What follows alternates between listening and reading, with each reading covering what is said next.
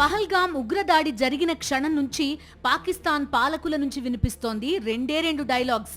ఒకటి, నాకే పాపం తెలీదు. రెండు, యుద్ధానికి ఏ క్షణమైనా సిద్ధమే. ఈ రెండు అబద్ధాలే. అసలు పాపమంతా పాకిస్తాన్దే. అలానే ఏ క్షణమైనా యుద్ధానికి సిద్ధమంటూ పైకి మేకపోతు గాంభీర్యం ప్రదర్శిస్తున్నా లోలోపల మాత్రం భారత్ ఎప్పుడు ఎలా మెరుపు దాడి చేస్తుందో అని ముష్కర దేశం వణికిపోతోంది. పాకిస్తాన్ 100% ఉగ్రదేశం, ముష్కర దేశం, టెర్రరిస్టులని పెంచి పోషించే దేశం, టెర్రరిస్టులకి ఆశ్రయమిచ్చే దేశం, టెర్రరిస్టులని భారత్ మీదకి ఉసిగొల్పే దేశం. ఇప్పటికీ ఎన్నోసార్లు పాకిస్తాన్ ముష్కర రూపాన్ని చాటి చెప్పే ఆధారాలను బయటపెడుతూ అంతర్జాతీయ ప్రపంచం ముందు దాని అసలు రంగు బయటపెట్టాం. అయినా ఇప్పుడు పహల్గామ్ ఉగ్రదాడి విషయంలోనూ పాకిస్తాన్ పాత పాటే మొదలుపెట్టింది. నాకే పాపం తెలియదని. కానీ అసలు పాపం పాకిస్తాన్దే. ఆ దేశ గూఢచార సంస్థ ఐఎస్ఐ, తీవ్రవాద సంస్థ లష్కరే తోయిబా కలిసి సృష్టించిన మారణ హోమమే పహల్గామ్ ఉగ్రదాడి. భారత్లో అశాంతిని రేపడం, మారణహోమం సృష్టించడమే లక్ష్యంగా పాకిస్తాన్ ఉగ్రమూకలను ఉసిగొల్పుతూనే ఉంది. దశాబ్దాలుగా భారత్ మీద జరిగిన ప్రతి ఉగ్రదాడి వెనుక కర్త, కర్మ, క్రియ పాకిస్తానే. ఒక ఉగ్రవాద సంస్థ అని కాదు, ఒక ఉగ్రవాద నాయకుడని కాదు, భారత్లో నెత్తురు పారించిన ప్రతి టెర్రర్ అటాక్ వెనుక పాకిస్తాన్ దిశానిర్దేశమే ఉంది. పహల్గామ్ ఉగ్రదాడి కేసులో ప్రాథమిక నివేదిక సమర్పించింది జాతీయ దర్యాప్తు సంస్థ. రిపోర్ట్లో సంచలన విషయాలను పొందుపరిచింది. పాక్ గూఢచార సంస్థ ఐఎస్ఐ, ఉగ్రముఠా లష్కరే తోయిబా కలిసి ఈ కిరాతక దాడికి తెగబడినట్టు ఎన్ఐఏ తేల్చింది. పాకిస్తాన్లోని లష్కరే తోయిబా ఆఫీస్లోనే దాడికి కుట్ర జరిగినట్టు ప్రాథమిక నివేదికలో పేర్కొంది. పహల్గామ్లో ఉగ్రదాడికి పాల్పడిన ఇద్దరిని ఎన్ఐఏ అధికారులు గుర్తించారు. పాక్ ఉగ్రవాదులు అజ్మీన్ మూసా, అలీభాయ్లు దాడిలో ప్రత్యక్షంగా పాల్గొన్నట్టు తేల్చింది జాతీయ దర్యాప్తు సంస్థ.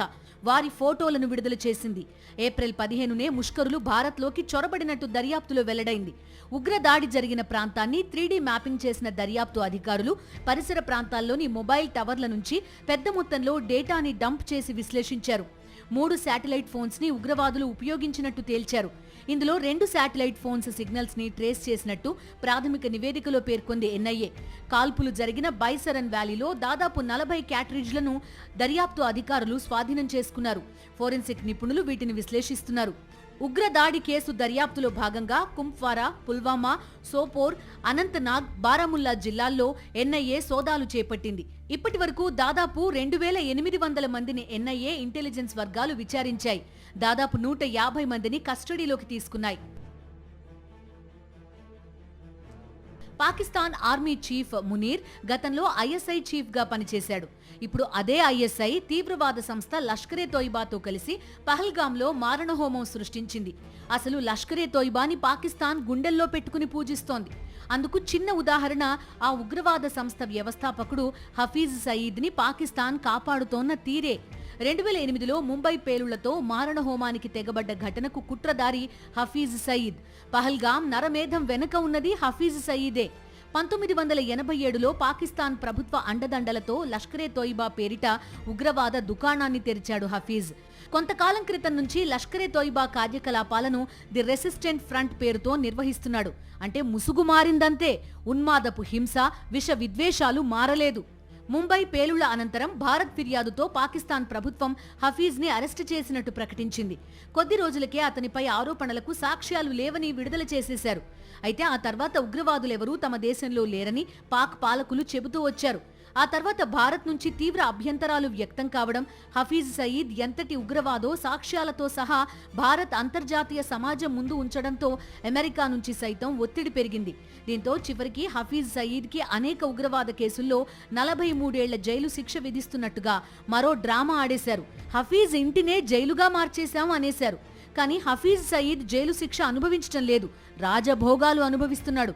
అతని ఇంటి చుట్టూ ప్రైవేట్ ఆర్మీతో పాటు పాక్ బలగాలు కూడా పహారా కాస్తున్నాయి. అతగాడికి ఎలాంటి ముప్పు రాకుండా కాపలా కాస్తున్నాయి. ఉగ్రవాదులకు పాకిస్తాన్ ఎంతటి ప్రాధాన్యతనిస్తుందో చెప్పడానికి దీన్ని మించిన నిదర్శనం మరోటి లేదు. ఉగ్రవాదంపై పోరాడుతున్నామని చెప్పుకునే పాక్ పాలకులు ఇప్పుడు మరోసారి అడ్డంగా దొరికిపోయారు. ఈ మధ్యనే పాక్ పాలకులే అమెరికా, బ్రిటన్ వంటి దేశాల కోసమే దశాబ్దాలుగా తాము ఉగ్రవాదాన్ని పెంచి పోషించామని అంగీకరించారు. కాకపోతే అది తప్పని ఇప్పుడిప్పుడే తెలిసిందని చెప్పుకొచ్చారు. అది కూడా డ్రామాయే అనడానికి హఫీజ్ని పాక్ పాలకులు కాపాడుకొస్తోన్న వైనమే నిదర్శనం. 2008 ముంబై పేలుళ్ల కేసులో ఆయనకి 46 సంవత్సరాల కారాగార శిక్ష పడింది. ఈ 46 సంవత్సరాల శిక్ష ఆయన జైల్లో అనుభవించటం లేదు.